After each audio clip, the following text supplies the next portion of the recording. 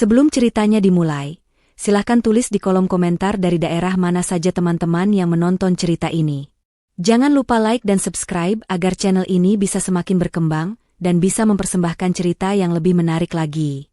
Langit malam itu pecah tanpa ampun.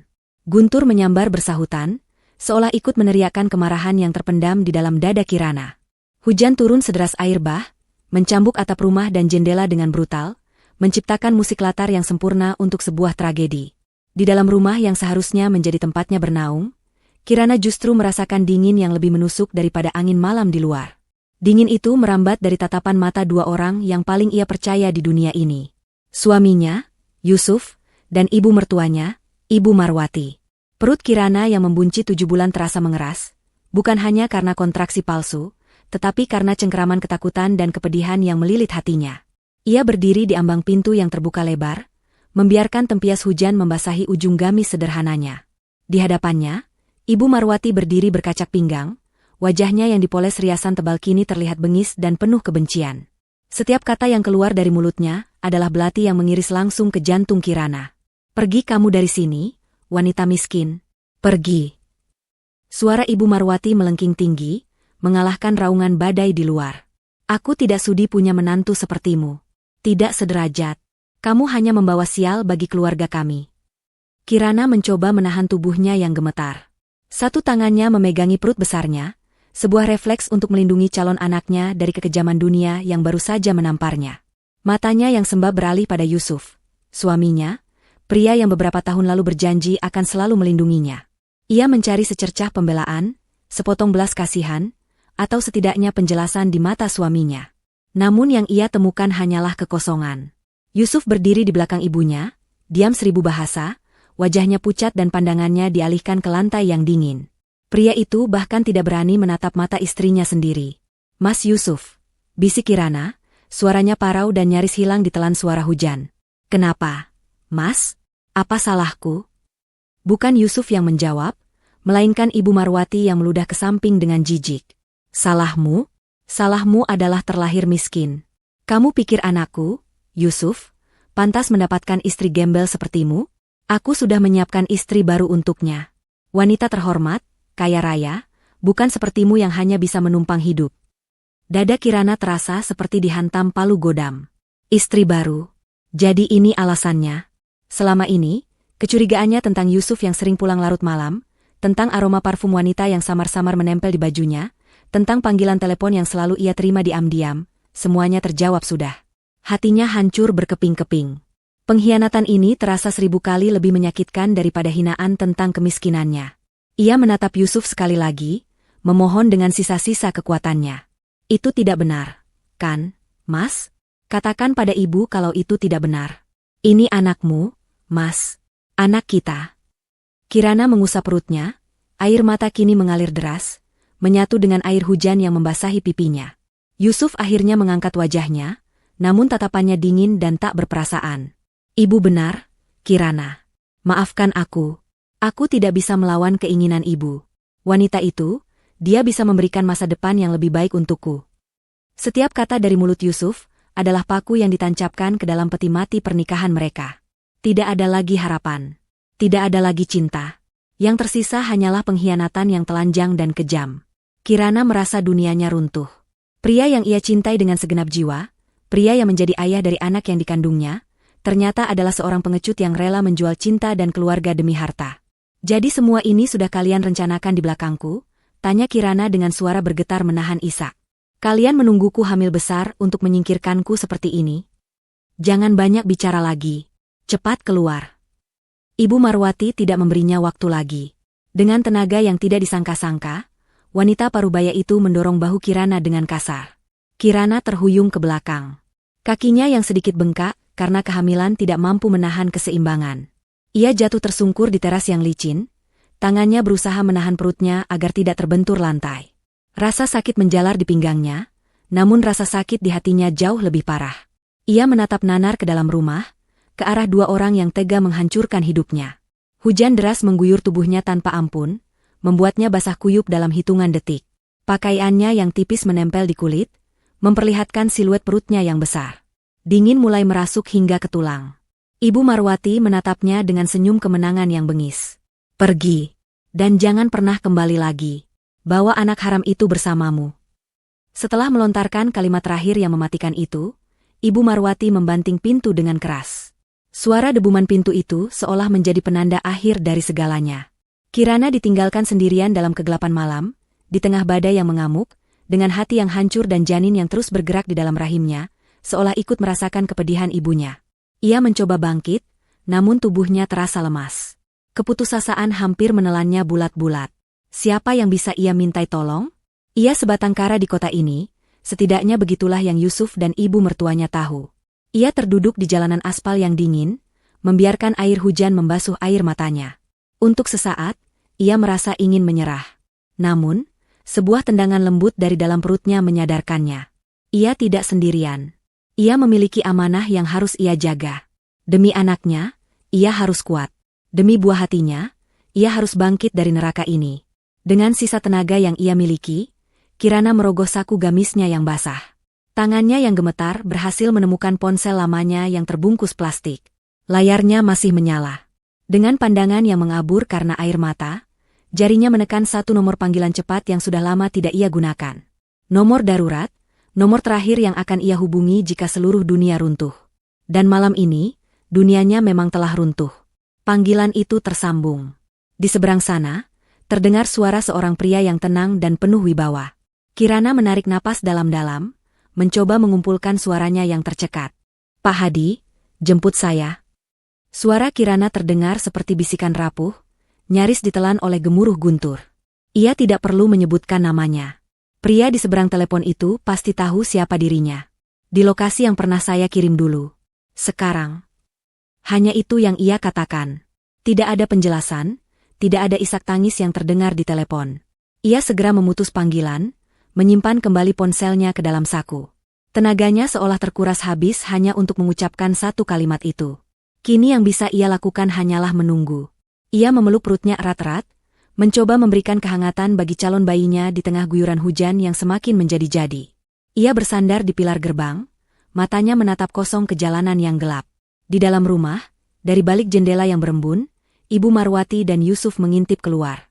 Mereka melihat Kirana yang terduduk menyedihkan di tepi jalan, basah kuyup seperti anak kucing yang terbuang. Bukannya merasa iba, Ibu Marwati justru tersenyum sinis. Lihat anakmu itu, Yusuf, cibirnya. Paling-paling dia sedang menelepon keluarganya yang miskin di desa. Mengemis minta dijemput. Biarkan saja dia. Biar mereka tahu rasa, berani-beraninya menjodohkan anak mereka dengan putraku. Yusuf hanya diam, namun di dalam hatinya ada sedikit keraguan. Ia mengenal Kirana sebagai wanita yang tegar. Ia tidak pernah mengeluh atau meminta-minta. Melihatnya begitu putus asa membuatnya merasa sedikit bersalah. Namun perasaan itu segera ia tepis. Ibunya benar.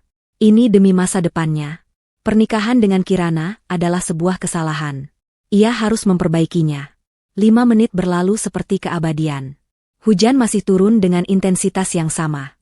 Kirana masih di posisi yang sama, menanti dalam diam. Ibu Marwati mulai bosan. Sudahlah, ayo kita tidur. Biarkan saja dia membusuk di luar sana. Namun, tepat saat mereka hendak beranjak dari jendela, seberkas cahaya yang sangat terang tiba-tiba menyorot dari ujung jalan. Cahaya itu begitu kuat, menembus pekatnya malam dan tirai hujan. Awalnya mereka mengira itu hanya lampu mobil biasa. Tapi kemudian, cahaya itu bertambah. 2, 3, 4, serangkaian lampu mobil mewah yang menyilaukan mata.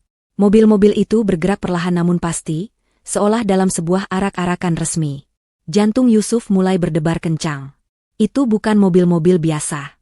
Ia bisa mengenali siluet beberapa di antaranya. Mercedes-Benz S-Class hitam legam, Toyota Alphard putih mutiara, diikuti oleh beberapa SUV pengawal berwarna hitam pekat. Ibu Marwati mengerutkan keningnya. Siapa itu? Ada pejabat mau lewat? Konvoi mobil mewah itu berhenti tepat di depan rumah mereka, memenuhi sepanjang jalan yang sempit. Mesinnya yang halus nyaris tak terdengar, kontras dengan suara badai yang berisik. Warga sekitar yang masih terjaga mulai mengintip dari balik jendela mereka, bertanya-tanya gerangan apa yang terjadi. Suasana menjadi tegang. Pintu mobil Mercedes yang paling depan terbuka. Seorang pria tegap berjas hitam turun dengan sigap, membawa sebuah payung besar yang langsung ia kembangkan. Pria itu, Pak Hadi, memiliki postur tubuh seorang militer, wajahnya tegas dan tatapannya tajam. Ia sama sekali tidak mempedulikan rumah Yusuf. Matanya langsung tertuju pada sosok Kirana yang terduduk lemah di dekat gerbang. Dengan langkah cepat dan penuh hormat, Pak Hadi menghampiri Kirana. Ia memayungi tubuh wanita itu, melindunginya dari derasnya hujan. "Nona muda Kirana, Anda tidak apa-apa?" tanyanya dengan suara yang syarat akan kekhawatiran. Tuan Besar sangat cemas. Melihat pemandangan itu, Yusuf dan Ibu Marwati tidak bisa lagi hanya berdiam diri di dalam rumah. Rasa penasaran dan firasat buruk mendorong mereka untuk keluar. Dengan payung seadanya, mereka melangkah ke teras, mata mereka terpaku pada adegan di depan mereka. "Nona muda? Tuan Besar? Siapa yang dimaksud pria berjas ini?" Pak Hadi membantu Kirana berdiri dengan sangat hati-hati, seolah Kirana adalah barang porselen yang paling berharga di dunia. Ia membersihkan beberapa daun basah yang menempel di gamis Kirana dengan tangannya sendiri. Kirana akhirnya mengangkat wajahnya. Tidak ada lagi air mata di sana. Yang ada hanyalah tatapan dingin yang menusuk, tatapan yang belum pernah Yusuf lihat sebelumnya. "Saya tidak apa-apa, Pak Hadi.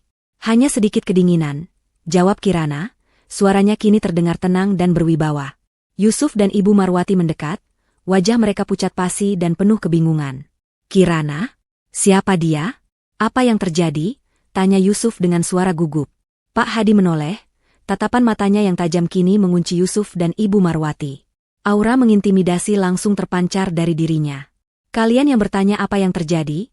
Suaranya berat dan dingin, setiap katanya penuh penekanan.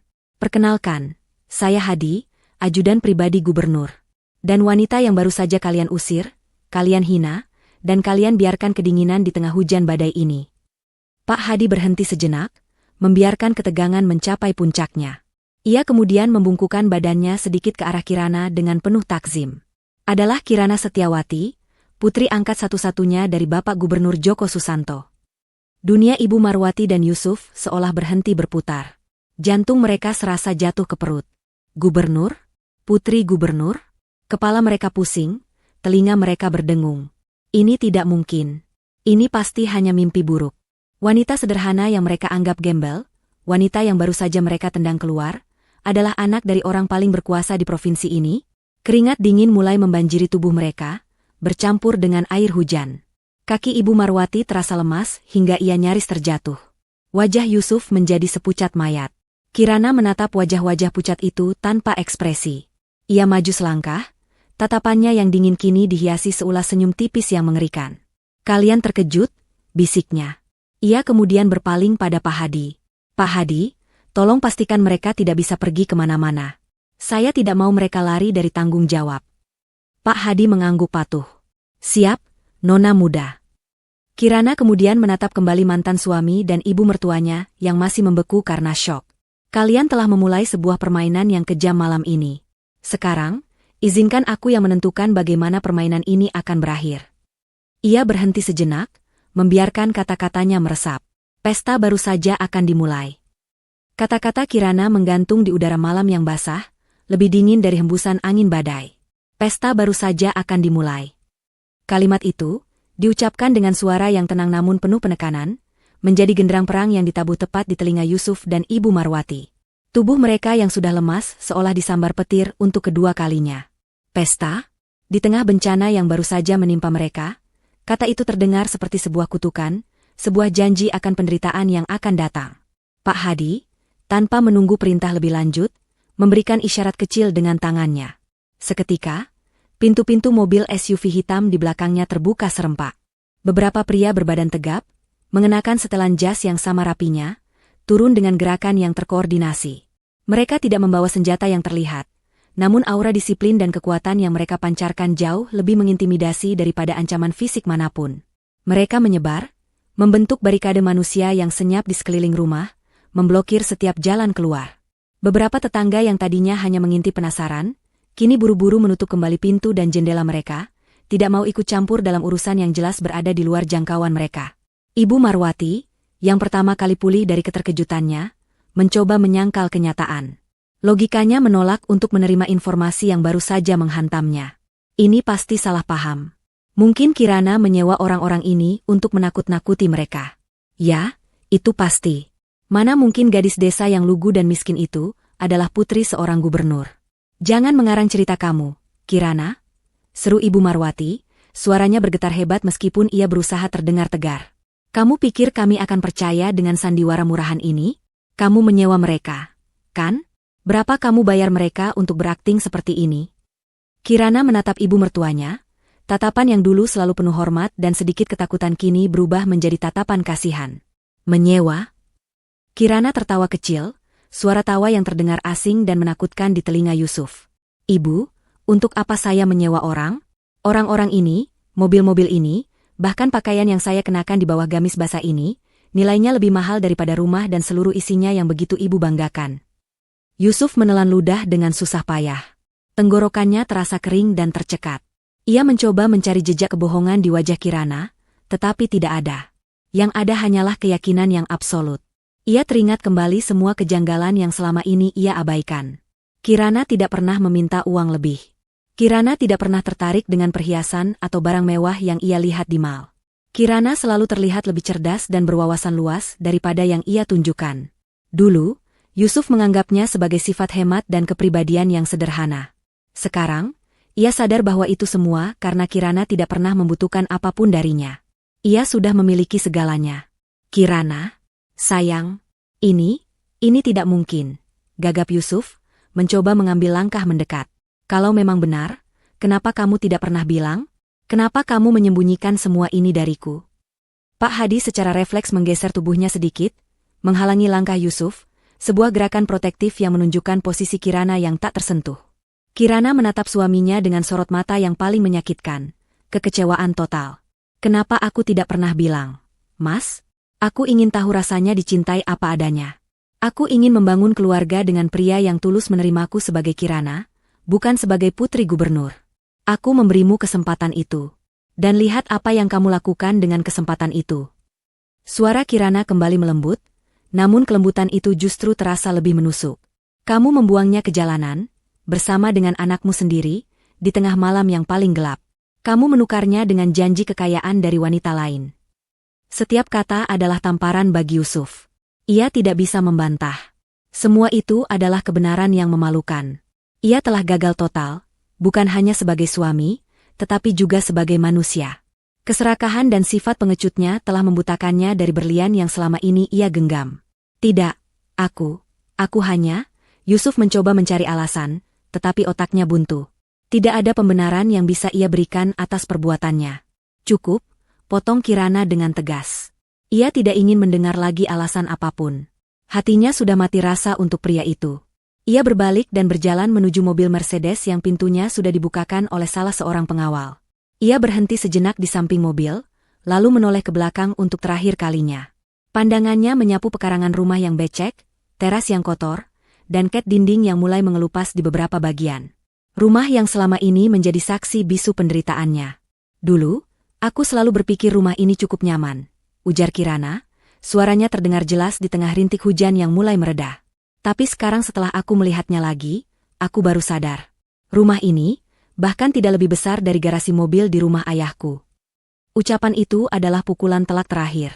Hinaan yang menyerang langsung ke inti dari harga diri Ibu Marwati dan Yusuf, yaitu status dan materi. Mereka selalu merasa superior karena memiliki rumah itu, sementara Kirana hanyalah menantu yang menumpang. Kini, superioritas itu direnggut dan diinjak-injak hingga tak bersisa. Kirana, tanpa sepatah kata lagi, masuk ke dalam mobil. Interiornya yang mewah menyala sejenak, memperlihatkan kemewahan yang kontras dengan suasana malam itu. Pintu mobil ditutup dengan pelan namun mantap. Pak Hadi memberikan anggukan terakhir kepada anak buahnya sebelum masuk ke kursi penumpang depan. Satu persatu, mesin mobil dinyalakan kembali. Konvoi mobil mewah itu mulai bergerak perlahan, berbalik arah, dan meninggalkan jalan sempit itu.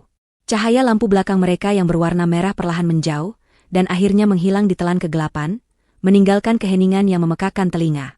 Yusuf dan Ibu Marwati masih berdiri mematung di teras, basah kuyup, gemetar, dan hampa.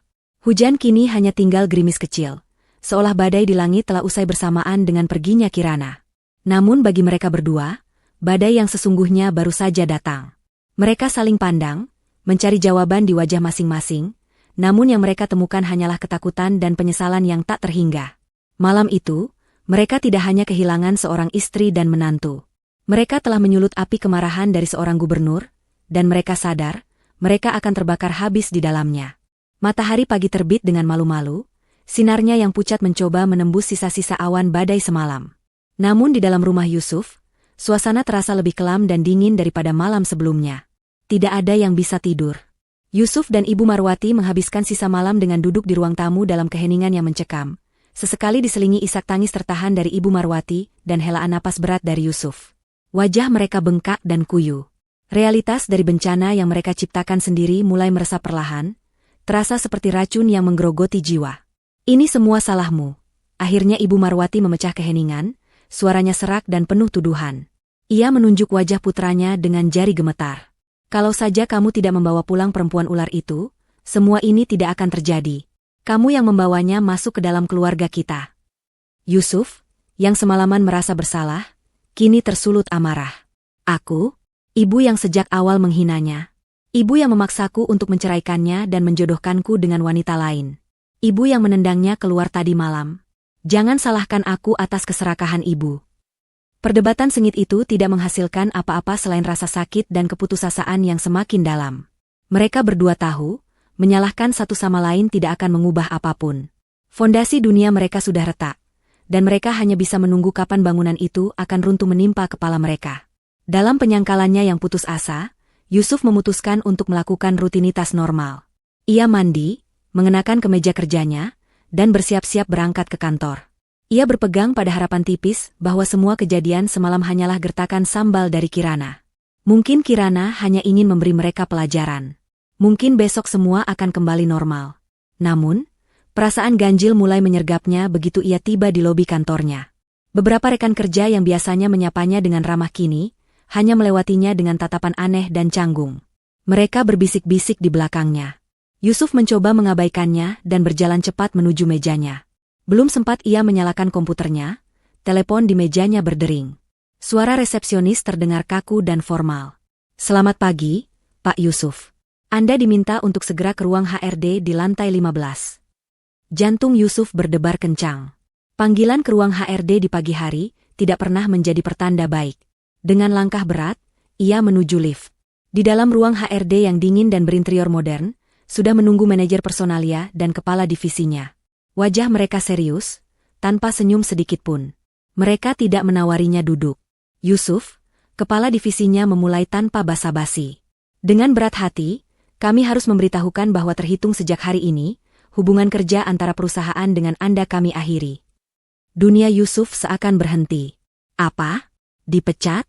Tapi kenapa? Apa salah saya? Kinerja saya baik, saya tidak pernah melakukan pelanggaran. Manajer personalia meletakkan sebuah amplop tebal di atas meja. Ini surat pemberhentian beserta kompensasi Anda. Keputusan ini datang dari Dewan Direksi. Alasannya adalah restrukturisasi dan efisiensi perusahaan. Yusuf tahu itu adalah kebohongan. Restrukturisasi? Hanya saya yang dipecat? Ini tidak adil. Serunya, suaranya mulai meninggi. Kepala divisinya menatapnya dengan tatapan yang menyeratkan sedikit simpati, namun juga ketakutan. "Dengar, Yusuf," ujarnya dengan suara pelan. "Saya tidak bisa mengatakan banyak. Anggap saja ini bukan karena kinerjamu. Ada beberapa pihak yang tidak nyaman dengan keberadaanmu di sini. Saya sarankan kamu terima saja keputusan ini dan jangan membuat masalah." Pihak yang tidak nyaman. Dua kata itu menggema di kepala Yusuf. Ia langsung tahu siapa yang dimaksud. Ini adalah tangan pertama dari Gubernur Joko Susanto. Kekuasaan ayah Kirana benar-benar nyata dan bekerja dengan sangat cepat. Yusuf keluar dari ruangan itu dengan lunglai, membawa amplop pemecatannya. Ia berjalan melewati rekan-rekannya seperti seorang pesakitan, tatapan mereka seolah menjadi hakim yang tak bersuara. Ia telah kehilangan pekerjaannya, sumber kebanggaannya, hanya dalam waktu kurang dari 12 jam setelah ia membiarkan istrinya diusir. Sementara itu di rumah, Ibu Marwati juga sedang merasakan dunianya hancur. Setelah pertengkarannya dengan Yusuf, ia mencoba mencari peneguhan dari lingkaran sosialnya. Status sosial adalah segalanya bagi Ibu Marwati. Ia meraih ponselnya dan menelepon sahabat terdekatnya di kelompok arisan, seorang istri pengusaha kaya. "Halo, Jeng? Aduh, semalam di sini ada drama, Jeng. Nanti aku share." "Maaf, Marwati," suara di seberang telepon memotongnya dengan dingin. Aku sedang sibuk sekali hari ini. Banyak urusan. Nanti saja telepon lagi. Klik. Panggilan ditutup. Ibu Marwati tertegun. Tidak biasanya sahabatnya bersikap sedingin itu.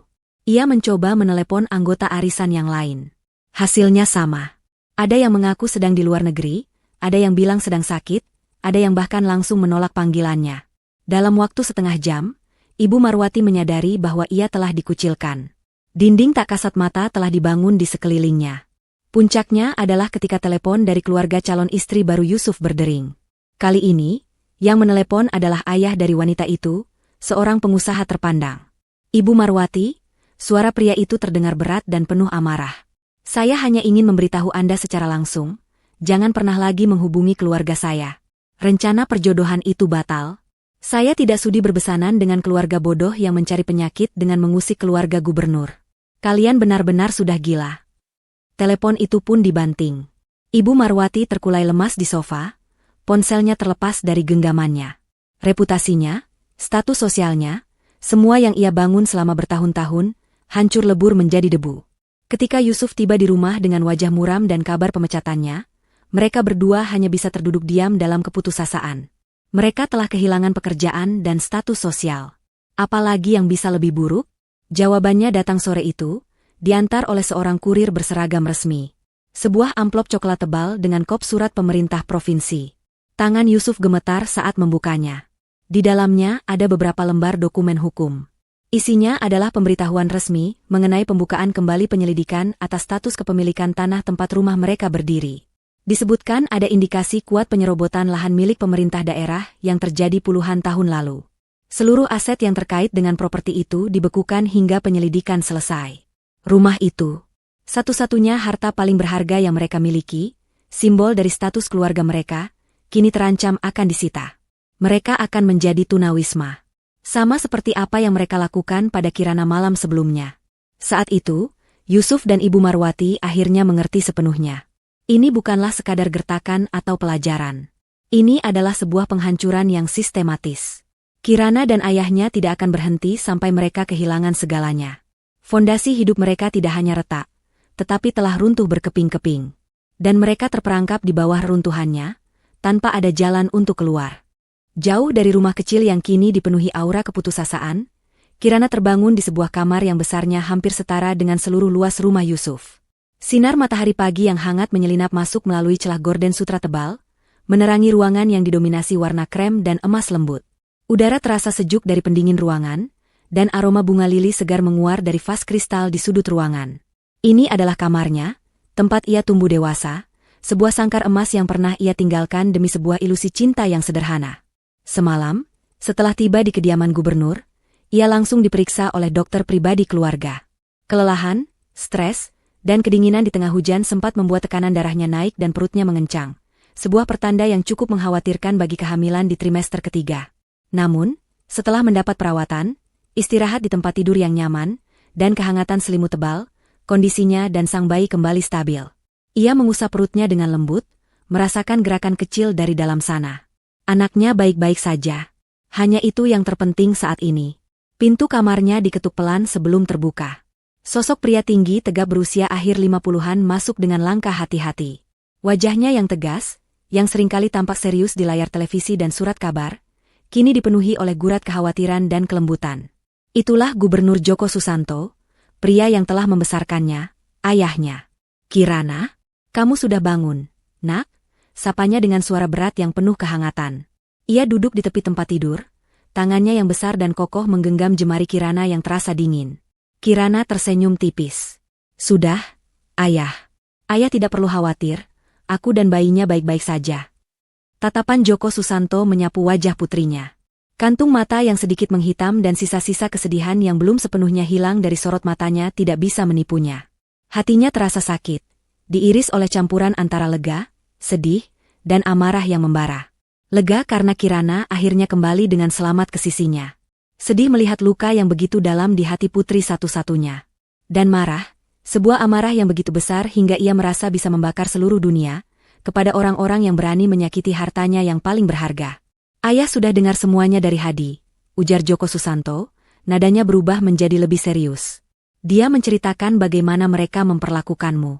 Menendangmu keluar saat kamu sedang hamil besar, di tengah malam, di bawah guyuran hujan badai. Setiap kata ia ucapkan dengan penekanan, seolah ia sedang merasakan kembali setiap detik penderitaan putrinya.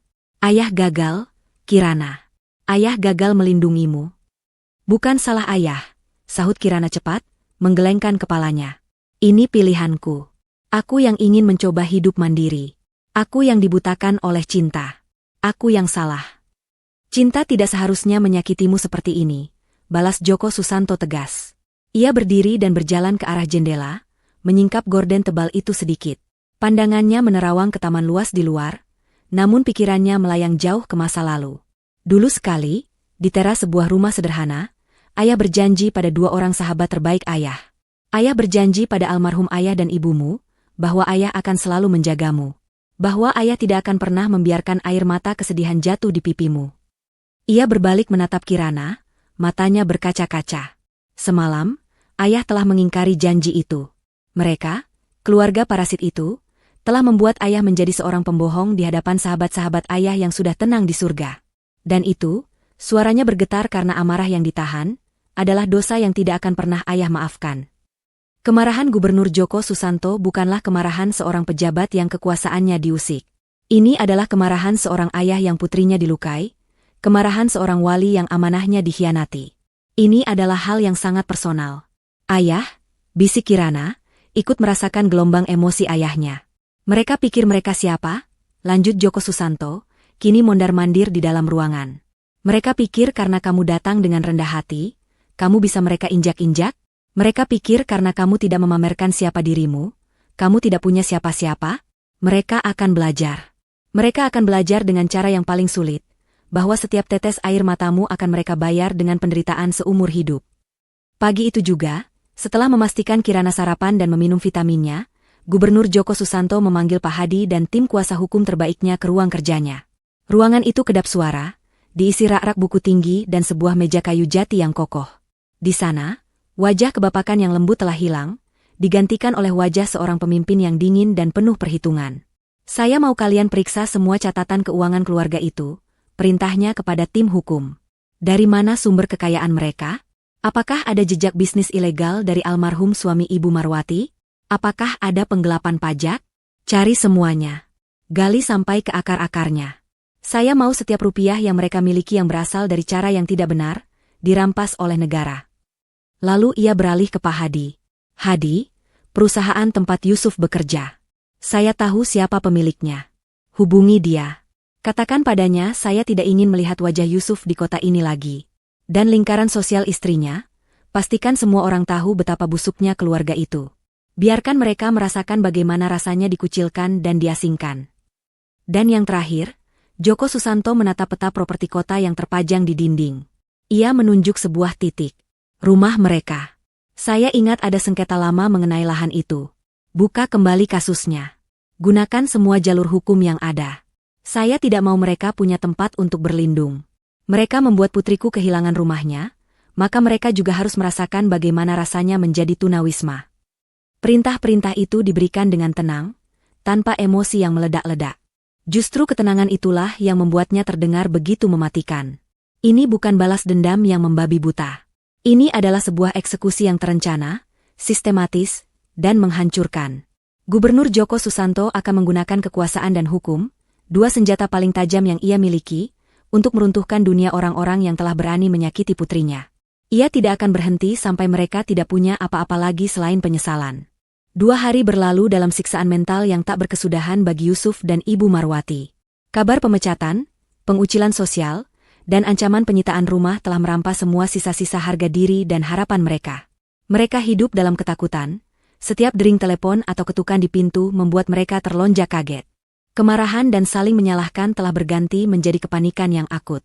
Mereka sadar, satu-satunya jalan keluar dari neraka ini adalah dengan memohon pengampunan langsung dari Kirana. Kita harus menemuinya, Bu, kata Yusuf dengan suara putus asa. Mereka duduk di ruang tamu yang terasa lengang dan dingin, perabotan di dalamnya seolah sudah kehilangan nilainya. Kita harus bersujud di kakinya kalau perlu. Hanya Kirana yang bisa menghentikan ayahnya. Ibu Marwati, yang seumur hidupnya selalu angkuh, kini tidak punya pilihan lain selain setuju. Harga dirinya sudah tidak berarti apa-apa jika dibandingkan dengan ancaman kehilangan segalanya. Pagi itu, dengan sisa uang yang mereka miliki, mereka menyewa sebuah taksi dan menuju ke alamat yang paling mereka takuti sekaligus paling mereka harapkan, kediaman resmi gubernur. Perjalanan ke sana terasa seperti perjalanan menuju tiang gantungan. Melewati jalanan kota yang ramai, mereka melihat baliho-baliho besar yang menampilkan wajah Gubernur Djoko Susanto, tersenyum ramah dengan slogan-slogan pembangunan. Wajah yang dulu mereka lihat dengan biasa saja, kini tampak seperti wajah seorang hakim yang siap menjatuhkan vonis. Kompleks kediaman gubernur terletak di kawasan paling elit di kota itu, dikelilingi tembok tinggi dan pepohonan rindang. Semakin dekat mereka ke tujuan, semakin kecil dan tidak berarti mereka merasa. Taksi berhenti di depan sebuah gerbang besi tempat raksasa yang dijaga oleh beberapa petugas berseragam. Yusuf turun dengan kaki gemetar, diikuti oleh ibunya. Ia mendekati pos jaga dengan sikap serendah mungkin. "Selamat pagi, Pak. Saya Yusuf. Saya mau bertemu dengan Kirana," ujarnya kepada seorang petugas yang menatapnya dengan curiga. Petugas itu mengangkat alisnya. "Kirana? Tidak ada nama itu di daftar tamu. Anda sudah punya janji?" "Tidak, Pak. Tapi ini sangat penting. Saya suaminya." Aku Yusuf dengan suara pelan, merasa malu dengan status yang baru saja ia buang itu.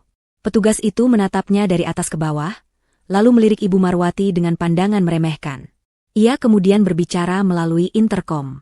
Beberapa saat kemudian, ia kembali menatap Yusuf dengan wajah datar. "Tidak ada yang bernama Kirana di sini. Dan kalaupun ada, Tuan Besar Gubernur tidak menerima tamu tanpa janji temu. Silakan pergi." "Tapi, Pak, tolonglah. Ini menyangkut hidup dan mati kami. Bilang saja pada Kirana." Yusuf dan ibunya datang memohon maaf. Seru Ibu Marwati, kepanikannya mengalahkan rasa malunya. "Saya sudah bilang, tidak bisa," balas petugas itu dengan tegas, tangannya sudah memberi isyarat agar mereka segera menyingkir. "Kalau ibu terus membuat keributan di sini, saya terpaksa akan mengambil tindakan." Dinding penolakan itu begitu kokoh dan tak tertembus. Mereka hanyalah debu di depan gerbang istana ini. Dengan perasaan hancur dan terhina, mereka kembali ke taksi. Pintu pertama telah tertutup rapat di depan wajah mereka. Di tengah perjalanan pulang yang senyap, sebuah ide gila terlintas di benak Yusuf. Ia teringat cerita Kirana tentang latar belakangnya. Kirana pernah memberinya sebuah alamat di desa kecil yang cukup jauh dari kota, tempat yang ia sebut sebagai rumah peninggalan orang tuanya. Mungkin, jika mereka tidak bisa menemui Kirana, mereka bisa menemui kerabatnya di sana. Mungkin ada paman atau bibi yang bisa mereka mohon untuk membantu berbicara dengan Kirana. Itu adalah harapan terakhir mereka, setipis apapun itu. Mereka menyewa mobil rental murah dan melakukan perjalanan panjang ke desa tersebut. Perjalanan itu memakan waktu beberapa jam, melewati jalanan yang semakin sempit dan berkelok. Harapan palsu memberi mereka sedikit kekuatan untuk terus maju. Akhirnya, mereka tiba di sebuah desa kecil yang asri. Sesuai petunjuk alamat, mereka menemukan sebuah rumah kayu sederhana yang tampak terawat namun kosong. "Ini rumahnya," kata Yusuf. Hatinya mencelos. Rumah itu persis seperti yang Kirana ceritakan. Sederhana, tenang, dikelilingi kebun kecil. Mereka turun dan mencoba mengetuk pintu, tetapi tidak ada jawaban. Mereka bertanya kepada seorang ibu tua yang sedang menyapu halaman di rumah sebelahnya. "Permisi, Bu. Kami mencari keluarga dari Kirana yang dulu tinggal di sini," tanya Ibu Marwati dengan sopan santun yang dipaksakan. Ibu tua itu menatap mereka dengan ramah. "Oh, rumah ini sudah lama kosong, Neng. Sejak orang tuanya Kirana meninggal puluhan tahun lalu dalam kecelakaan itu." Yusuf dan Ibu Marwati saling pandang. Jadi, Kirana tidak berbohong soal orang tuanya yang sudah meninggal. Ibu tua itu melanjutkan ceritanya sambil tersenyum mengenang. "Kasihan si Kirana, jadi yatim piatu. Untung saja ada sahabat baik bapaknya yang mau mengangkatnya jadi anak. Orangnya baik sekali, hebat lagi. Dulu sering kesini sama bapaknya Kirana, mancing di sungai belakang. Siapa sangka, sekarang sahabat bapaknya Kirana itu jadi gubernur kita." Sambaran petir di siang bolong tidak akan terasa lebih mengejutkan dari kata-kata ibu tua itu. Gubernur?" gagap Yusuf. "Iya, Pak Djoko Susanto itu. Dia sayang sekali sama Kirana, sudah dianggap seperti anak kandungnya sendiri. Kirana itu beruntung sekali," kata ibu itu dengan tulus, tidak menyadari dampak dari ucapannya. Saat itulah, semua kepingan puzzle yang selama ini tercecer di benak Yusuf dan Ibu Marwati menyatu dengan sempurna, membentuk sebuah gambaran kebenaran yang mengerikan. Kirana tidak pernah berbohong. Ia memang yatim piatu. Ia memang berasal dari desa ini. Dan ia memang dibesarkan oleh seseorang. Seseorang yang kebetulan adalah orang paling berkuasa di provinsi itu. Mereka tidak ditipu oleh kebohongan Kirana. Mereka telah menipu diri mereka sendiri dengan kesombongan dan prasangka mereka. Yusuf dan Ibu Marwati berdiri mematung di depan rumah kayu yang sunyi itu, di bawah terik matahari. Angin desa yang sepau-sepau kini terasa membakar kulit. Mereka telah sampai di ujung jalan buntu. Tidak ada lagi kerabat yang bisa dimohon. Tidak ada lagi pintu yang bisa diketuk. Semua pintu telah tertutup rapat, dan kuncinya telah mereka buang sendiri ke dalam jurang kebodohan mereka. Harapan terakhir mereka pun musnah, digantikan oleh penyesalan abadi yang akan menghantui sisa hidup mereka. Minggu-minggu berikutnya berlalu seperti dalam gerak lambat. Setiap detiknya dipenuhi oleh racun kecemasan dan keputusasaan. Yusuf dan Ibu Marwati hidup seperti tahanan di dalam rumah mereka sendiri. Rumah yang sebentar lagi mungkin bukan lagi milik mereka. Surat penyelidikan tanah itu tergantung di atas kepala mereka seperti pedang Damocles. Sebuah pengingat konstan akan nasib yang menanti. Mereka tidak berani keluar jika tidak terpaksa. Tatapan para tetangga terasa seperti ribuan jarum, dan bisik-bisik mereka terdengar lebih keras dari guntur di telinga Ibu Marwati. Mereka pikir penderitaan itu sudah mencapai puncaknya.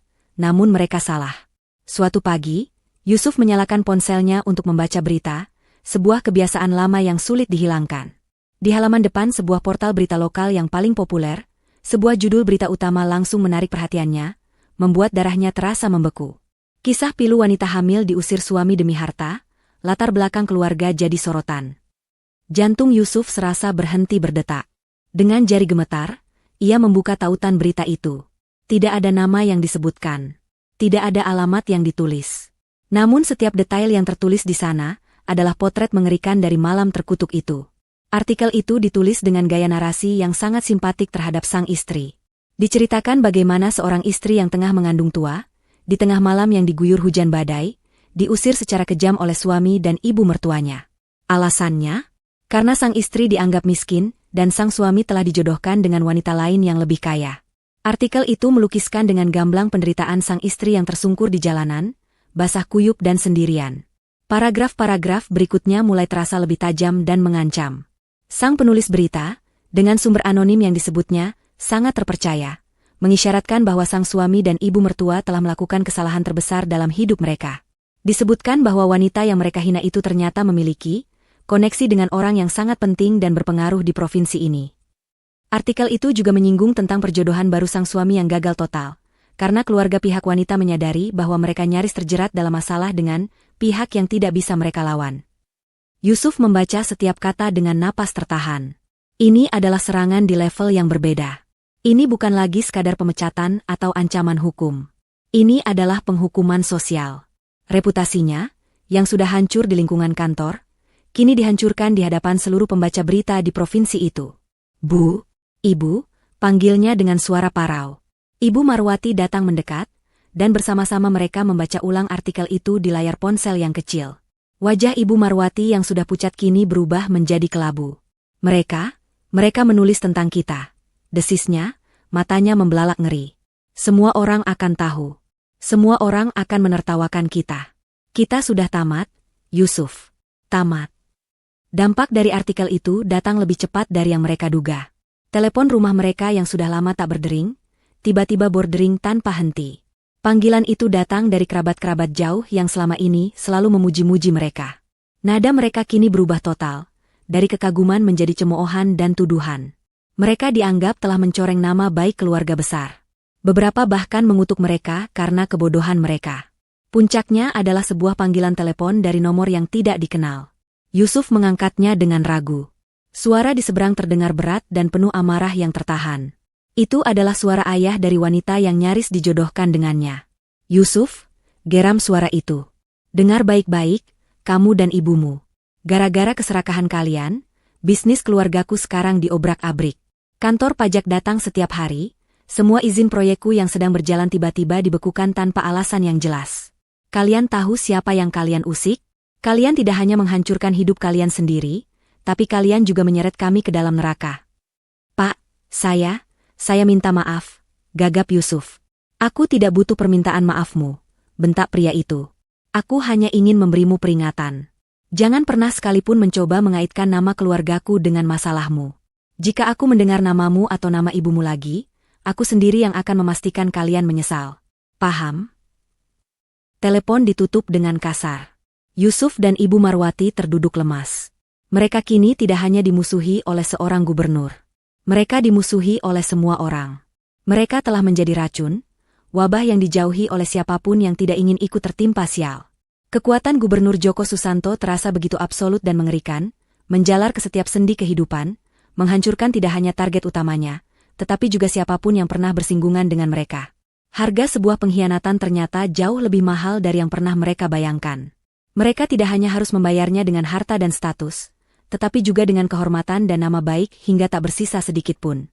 Setelah berminggu-minggu terisolasi dalam penderitaan, ketika tabungan mereka menipis dan surat peringatan penyitaan rumah sudah datang untuk kedua kalinya, secercah harapan yang aneh muncul.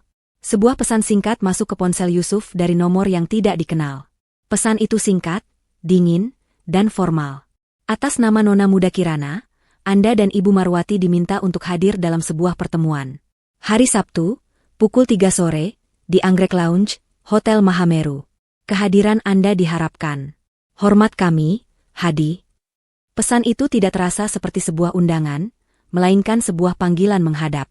Hotel Mahameru adalah hotel bintang 5 paling mewah di kota itu, sebuah tempat yang biasanya hanya mereka datangi untuk acara-acara paling bergengsi. Kini, mereka harus datang ke sana sebagai pesakitan. Namun, secercah harapan tetap menyala. Mungkin Kirana sudah luluh. Mungkin ia mau memaafkan dan menghentikan semua ini. Pada hari yang ditentukan, Yusuf dan Ibu Marwati mempersiapkan diri sebaik mungkin. Namun, tidak ada pakaian yang bisa menutupi kekuyuan wajah dan sorot mata mereka yang penuh ketakutan.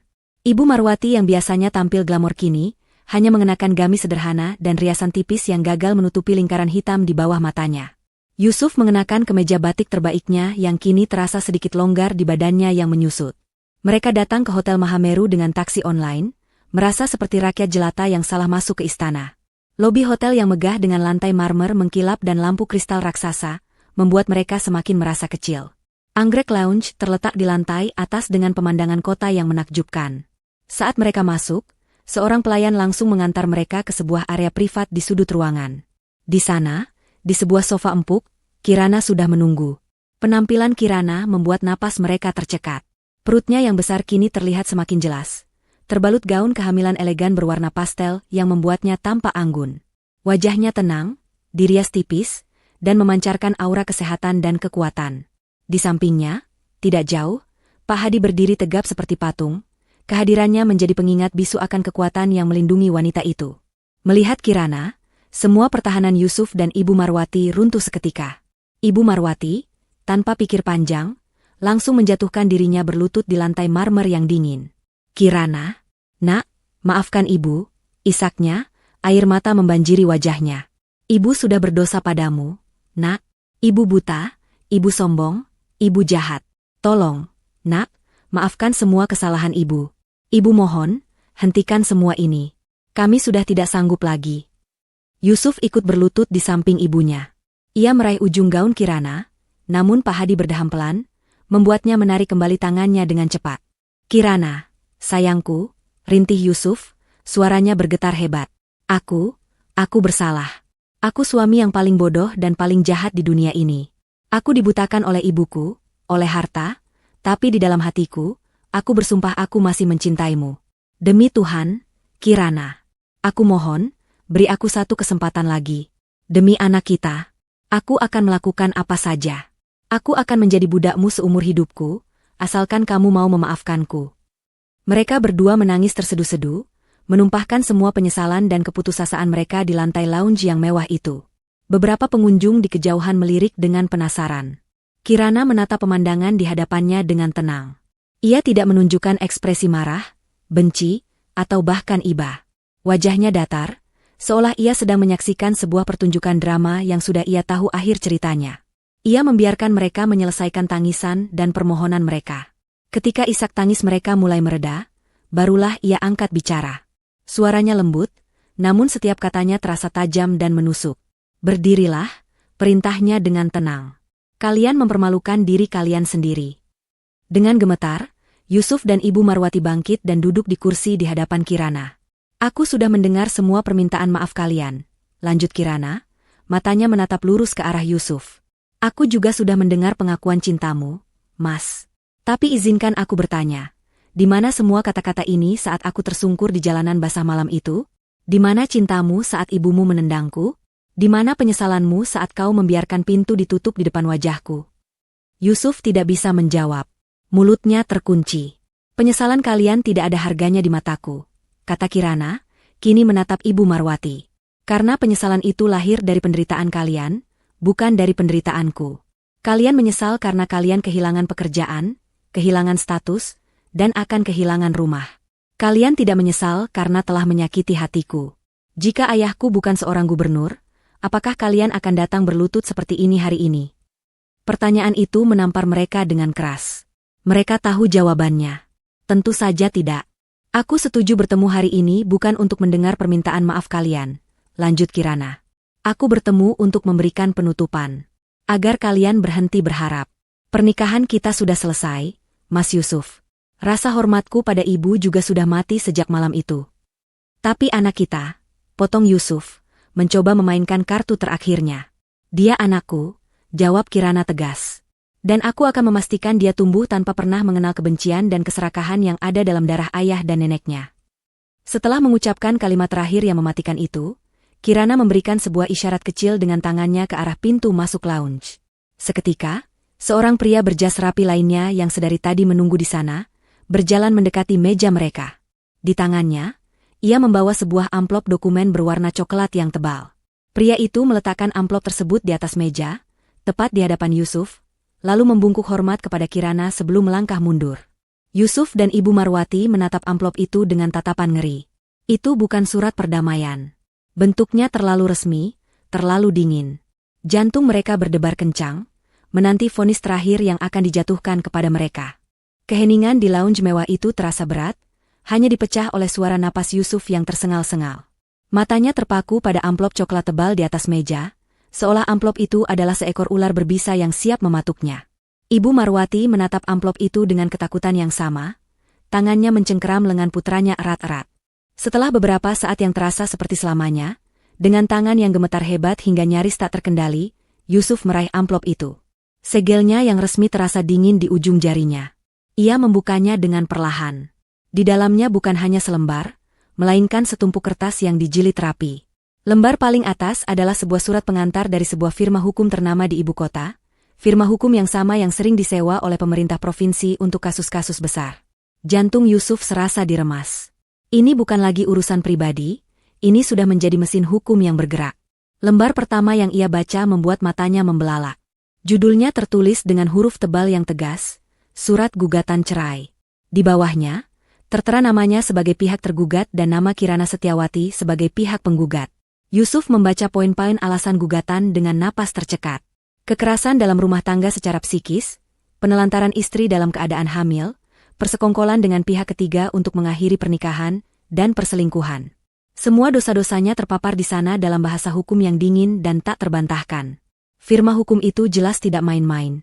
Mereka telah mengumpulkan bukti, mungkin dari kesaksian para tetangga, atau bahkan rekaman percakapan teleponnya dengan wanita selingkuhannya.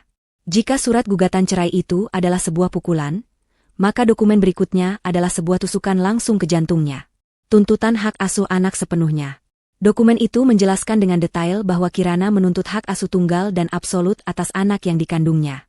Tuntutan itu didasari oleh ketidaklayakan Yusuf sebagai seorang ayah, dibuktikan dengan tindakannya yang secara sadar membiarkan istrinya yang hamil besar diusir dari rumah dan membahayakan keselamatan janin. Yang paling mematikan adalah klausa di bagian akhir. Pihak penggugat menuntut agar pihak tergugat tidak diberikan hak kunjung atau hak untuk bertemu dengan anak tersebut, hingga sang anak mencapai usia dewasa dan dapat memutuskan sendiri. Dokumen itu secara efektif sedang menghapus keberadaannya dari kehidupan anaknya sendiri. Anaknya, darah dagingnya, akan tumbuh tanpa pernah memanggilnya ayah. Air mata panas mulai menggenang di mata Yusuf. Bukan air mata penyesalan, melainkan air mata kekalahan. Ia merasa seperti seluruh identitasnya sebagai seorang pria dan calon ayah dicabut paksa dari dirinya. Ibu Marwati mengintip dari balik bahunya, dan ketika ia membaca bagian tentang hak asuh anak, ia terpekik pelan. Cucunya, satu-satunya penerus nama keluarga, akan hilang darinya selamanya. Namun, mimpi buruk itu belum berakhir. Dokumen ketiga adalah yang paling menghancurkan dari semuanya. Gugatan perdata atas kerugian moral dan material. Kali ini, nama tergugat bukan hanya Yusuf, tetapi juga Ibu Marwati. Kirana, melalui kuasa hukumnya, menuntut ganti rugi atas penderitaan fisik dan mental yang ia alami. Disebutkan di sana tekanan psikologis hebat yang bisa membahayakan kehamilan, risiko kesehatan akibat diusir ke tengah hujan badai, dan penghinaan publik yang ia terima. Angka yang tertera di bagian akhir tuntutan ganti rugi itu begitu besar, dengan begitu banyak angka nol di belakangnya, hingga kepala Yusuf terasa pusing. Jumlah itu lebih dari cukup untuk membeli 10 rumah, seperti yang sedang mereka tinggali. Bahkan jika mereka berhasil memenangkan sengketa tanah dengan pemerintah, bahkan jika mereka menjual semua yang mereka miliki, mereka tidak akan pernah bisa membayar 1/10 dari jumlah itu. Mereka tidak hanya akan menjadi miskin. Mereka akan terjerat utang seumur hidup. Yusuf dan Ibu Marwati menatap tumpukan kertas itu dengan pandangan kosong. Itu bukan lagi sekadar surat. Itu adalah vonis mati bagi masa depan mereka. Kenapa, Kirana? Kenapa kau lakukan ini pada kami? Desis Ibu Marwati, suaranya parau penuh kebencian. Setelah semua penderitaan ini, kau masih ingin menghancurkan kami sampai tak bersisa. Kirana menatap mereka untuk terakhir kalinya. Wajahnya tetap tenang, seolah semua ini tidak memengaruhinya sama sekali. Ini bukan tentang balas dendam, Bu. Ini tentang keadilan, jawabnya dengan suara yang mantap. Ini tentang memastikan bahwa anakku akan memiliki masa depan yang aman, damai, dan jauh dari pengaruh beracun kalian. Uang ganti rugi itu, anggap saja sebagai dana jaminan untuk pendidikannya, dana yang tidak akan pernah bisa diberikan oleh ayahnya yang tidak bertanggung jawab. Ia kemudian menatap Yusuf. Kau lebih memilih harta daripada aku dan anakmu. Maka sekarang, nikmatilah sisa hidupmu dengan kehilangan ketiganya. Dengan itu, Kirana menganggap semuanya telah selesai. Ia memberi isyarat kepada Pak Hadi. Dengan sigap, Pak Hadi membantunya berdiri dari sofa. Kirana tidak menoleh ke belakang lagi. Ia berjalan dengan langkah yang anggun dan mantap melintasi lounge, meninggalkan mantan suami dan ibu mertuanya yang terduduk membisu di antara puing-puing kehidupan mereka. Setiap langkahnya terasa ringan, seolah beban berat yang selama ini ia pikul di pundaknya telah terlepas. Ia berjalan menuju awal yang baru. Ketika ia melangkah keluar dari lobi hotel yang sejuk dan menghirup udara sore kota Semarang yang hangat, sebuah sensasi aneh menjalar di perutnya. Perutnya mengeras dengan hebat, lebih kuat dari kontraksi manapun yang pernah ia rasakan sebelumnya. Ia berhenti melangkah, satu tangannya refleks memegangi perutnya yang besar sambil menarik napas dalam-dalam. Pak Hadi yang berjalan di sampingnya langsung menyadarinya. "Nona muda, Anda baik-baik saja?" tanyanya cemas. Kirana tersenyum tipis di antara ringisannya. Sepertinya, ada yang sudah tidak sabar untuk memulai hidup baru bersama ibunya, jawabnya. Saat itu juga, Pak Hadi tidak membuang waktu. Dengan kesigapan seorang ajudan terlatih, ia langsung memberi perintah. Salah satu mobil langsung merapat ke lobi. Kirana dibantu masuk dengan hati-hati. Tidak ada kepanikan, hanya efisiensi yang tenang. Perjalanan menuju rumah sakit terbaik di kota itu dimulai. Di dalam mobil, di tengah rasa sakit yang datang bergelombang, Kirana menatap keluar jendela. Ia telah menutup satu babak paling menyakitkan dalam hidupnya. Dan tepat di saat yang bersamaan, babak baru yang paling membahagiakan akan segera dimulai. 1 tahun berlalu. Waktu berjalan seperti sungai yang tenang, membawa kehidupan Kirana ke muara kebahagiaan yang tidak pernah ia bayangkan sebelumnya. Ia telah melahirkan seorang putra yang tampan dan sehat, yang ia beri nama Banyu. Sebuah nama yang berarti air, pengingat bahwa dari badai tergelap sekalipun, kehidupan baru yang jernih bisa muncul. Banyu adalah pusat dunianya, sumber tawa dan kebahagiaan yang tak ada habisnya di kediaman gubernur. Gubernur Joko Susanto adalah seorang kakek yang paling memanjakan cucunya. Di sela-sela kesibukannya sebagai pemimpin provinsi, ia selalu meluangkan waktu untuk bermain bersama Banyu, mengajarinya kata-kata pertama, dan menggendongnya dengan penuh kebanggaan. Melihat tawa putrinya dan celoteh cucunya adalah bayaran terindah atas semua kerja kerasnya. Kirana sendiri tidak hanya menjadi seorang ibu. Dengan dukungan penuh dari ayahnya, ia menemukan tujuan hidup yang baru. Ia mendirikan sebuah yayasan bernama Pelita Harapan Kirana, sebuah lembaga yang berfokus membantu para ibu tunggal dan wanita korban kekerasan dalam rumah tangga. Ia menggunakan pengalamannya sebagai kekuatan, memberikan perlindungan hukum, dukungan psikologis, dan pelatihan keterampilan bagi wanita-wanita yang senasib dengannya. Ia menjadi inspirasi, Sosok yang membuktikan bahwa seorang wanita bisa bangkit dari keterpurukan dan bersinar lebih terang dari sebelumnya. Di sisi lain kota Semarang, di sebuah gang sempit dan becek di kawasan industri, waktu berjalan seperti rawa yang menghisap kehidupan. Di sanalah Yusuf dan Ibu Marwati kini tinggal. Mereka menempati sebuah kamar kontrakan petak yang pengap, dengan dinding yang lembab dan cat yang mengelupas. Rumah mewah mereka telah lama disita oleh negara.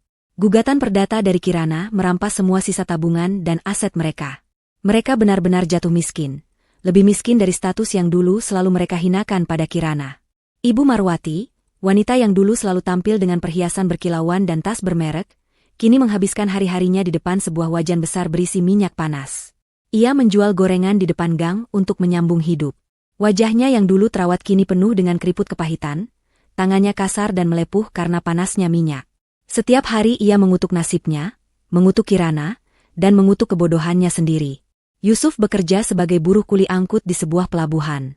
Pekerjaan yang mengandalkan otot, pekerjaan yang dulu tidak akan pernah terlintas dalam benaknya. Setiap hari ia mengangkat beban-beban berat di bawah terik matahari, keringat membasahi tubuhnya yang kini kurus dan legam. Upahnya hanya cukup untuk membayar sewa kontrakan dan makan seadanya. Punggungnya terasa sakit setiap malam, namun rasa sakit di hatinya jauh lebih parah. Penderitaan terbesar mereka bukanlah kemiskinan. Penderitaan terbesar mereka adalah ingatan. Setiap malam, mereka dihantui oleh bayangan Kirana, bayangan perutnya yang buncit, dan bayangan konvoi mobil mewah yang datang menjemputnya. Mereka dihantui oleh kata-kata, pesta baru saja akan dimulai. Kini mereka sadar, pesta itu tidak pernah berakhir bagi mereka. Suatu sore, Yusuf sedang beristirahat setelah seharian bekerja. Ia duduk di trotoar yang kotor di dekat alun-alun kota, memakan sebungkus nasi kucing dengan lahap. Matanya menatap kosong ke seberang jalan, ke sebuah layar videotron raksasa yang terpasang di gedung tinggi. Tiba-tiba, layar itu menampilkan sebuah segmen berita lokal. Berita itu meliput acara peresmian rumah aman baru dari Yayasan Pelita Harapan Kirana. Napas Yusuf tercekat. Di layar besar itu, terpampang wajah Kirana. Ia tampak begitu cantik, anggun, dan berwibawa saat memberikan pidato. Di sampingnya berdiri Gubernur Joko Susanto yang menatapnya dengan bangga. Dan di gendongan sang gubernur, ada seorang anak laki-laki yang montok dan menggemaskan, tertawa riang. Banyu. Anaknya. Yusuf terpaku. Ia melihat putranya, darah dagingnya, untuk pertama kalinya melalui layar raksasa di pusat kota. Ia melihat betapa bahagianya anak itu, betapa dicintainya ia oleh kakek dan ibunya. Ia melihat kehidupan mewah dan penuh kasih sayang yang seharusnya menjadi miliknya juga. Ia melihat semua yang telah ia buang. Kehangatan keluarga, cinta seorang istri, tawa seorang anak, dan kemewahan yang selalu ia dambakan. Semuanya ada di sana, di layar itu, begitu dekat namun tak akan pernah bisa ia sentuh. Ponsel butut di sakunya bergetar. Sebuah pesan dari ibunya, uang sewa sudah jatuh tempo. Jangan lupa pulang bawa uang. Yusuf tidak membalas. Ia hanya terus menatap layar. Nasi di tangannya sudah tidak terasa lagi. Yang terasa hanyalah kehampaan yang begitu luas di dalam dadanya. Itulah karmanya. Bukan kemiskinan, bukan kerja kasar, bukan pula cemoohan orang. Karmanya adalah penyesalan abadi. Setiap hari, seumur sisa hidupnya, ia akan dihantui oleh bayangan kebahagiaan yang telah ia hancurkan dengan tangannya sendiri. Dan itu adalah sebuah hukuman yang jauh lebih kejam daripada penjara manapun. 7 tahun telah berlalu sejak badai di malam terkutuk itu. 7 tahun adalah waktu yang cukup lama untuk menyembuhkan luka, membangun kembali kehidupan, dan memanen buah dari benih yang telah ditanam. Bagi Kirana, 7 tahun itu adalah sebuah perjalanan menuju cahaya. Bagi Yusuf dan Ibu Marwati, 7 tahun itu adalah sebuah pembenaman abadi ke dalam kegelapan. Kehidupan di kediaman gubernur kini berpusat pada seorang anak laki-laki berusia 7 tahun yang cerdas dan penuh tawa bernama Banyu. Hari itu adalah hari ulang tahunnya, dan taman belakang yang luas telah diubah menjadi surga bagi anak-anak. Ada istana balon raksasa, badut, dan meja-meja panjang yang dipenuhi kue dan makanan lezat. Namun, yang membuat pesta itu istimewa bukanlah kemewahannya. Tamu-tamu utama Banyu adalah teman-teman sebayanya dari berbagai rumah singgah yang berada di bawah naungan Yayasan Pelita Harapan Kirana. Ini adalah tradisi yang Kirana mulai sejak ulang tahun pertama putranya, sebuah cara untuk mengajarkan Banyu tentang rasa syukur dan empati sejak dini. Kirana, yang kini berusia 30-an, memancarkan aura ketenangan dan kebijaksanaan. Ia bukan lagi hanya putri seorang gubernur, ia adalah seorang tokoh di dunianya sendiri. Yayasan yang ia rintis telah berkembang pesat, menjadi salah satu lembaga advokasi perempuan dan anak paling dihormati di negeri ini. Ia sering berbicara di forum-forum nasional, suaranya yang lembut namun tegas menjadi harapan bagi banyak wanita yang tertindas. Penderitaan masa lalunya tidak ia kubur, melainkan ia ubah menjadi sebuah lentera untuk menerangi jalan bagi orang lain. Ibu, lihat, seru Banyu sambil berlari ke arahnya, menunjukkan gambar robot yang baru saja ia selesaikan di pojok mewarnai. Kirana berjongkok, menyamakan tingginya dengan sang putra. Wah, bagus sekali, sayang. Robotnya gagah sekali. Ia merapikan poni Banyu yang sedikit basah oleh keringat. Di mata putranya, ia bisa melihat kecerdasan ayahnya, Gubernur Djoko Susanto, dan kehangatan dari kakek nenek kandungnya yang tidak pernah ia temui. Eyang Kakung di mana, Bu? Tanya Banyu sambil celingukan. Itu dia, jawab Kirana sambil menunjuk ke arah saung di sudut taman. Di sana, Gubernur Djoko Susanto, yang kini rambutnya lebih banyak dihiasi uban, sedang duduk dan bercerita dengan beberapa anak dari panti asuhan. Jabatannya sebagai gubernur mungkin akan segera berakhir seiring masa baktinya yang tuntas, namun perannya sebagai seorang kakek adalah peran seumur hidup yang paling ia nikmati. Ia melihat Kirana dan Banyu, lalu tersenyum dan melambaikan tangan. Malam harinya, setelah semua tamu pulang, ketiganya duduk di teras belakang, menikmati kue ulang tahun yang tersisa.